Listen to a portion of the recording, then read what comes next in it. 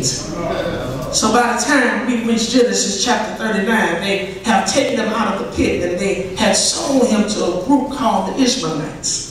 And this group of people called the Israelites, they take Joseph to Egypt and they sell Joseph to a man named Potiphar. And now watch this. Potiphar is the first lieutenant to Pharaoh. Pharaoh is in control. He's the head man of all Egypt. Now Potiphar takes Joseph out of the pit and now he makes him a slave. And now he moves Joseph into his house, which is inside the palace.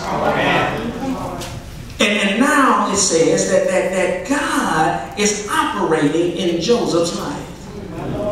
See, that's how God operates. He's a right now God. He can move you from there to here just like that. He can move you rather than being down about the way things are going in your life. Just remember that God is a right now God. He can move you from the pit to a palace like that.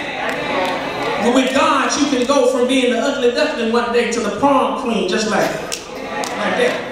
With God, you can go from being the janitor one day to the CEO of the company. With God, just like that. You can go from being depressed to being happy with God. You can go from being down to being up with God. And I'm so glad that God operates like that, because in a twinkling of an eye, your moment and situation and circumstance can and will change.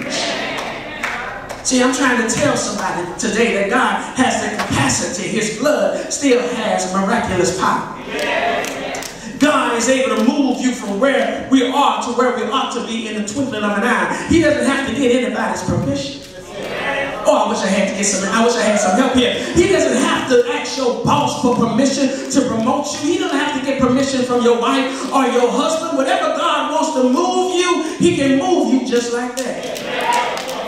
Oh, I wish I had some believers here that know that God moves you just like that. God didn't have to get nobody's permission. God said, you know what? Your season for movement is now on, and I'm going to move you just like that. And when God moves you just like that, it's without explanation. You can't explain it. Just get ready for the move.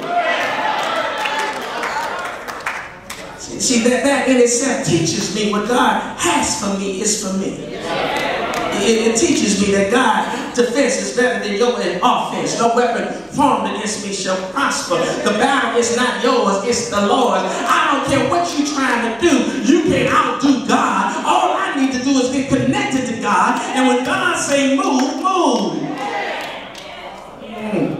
It teaches me that when you surrender to God, God can take your haters and turn them into elevators. Because Psalms 23 says that he prepares a table before me in the presence of my enemy. And there are some of us that got enemies in our lives that we need to send them a thank you card, because if it were not for them, you would not have got a prepared table. And every time you get a prepared table, you need to tell your enemies thank you. Every time God let me get a ribeye, I need to tell an enemy thank you. Every time he let me taste a filet mignon, I need to tell an enemy thank you, because somebody somewhere said that boy was going to never make it. Somebody somewhere said that boy was going to never reach where God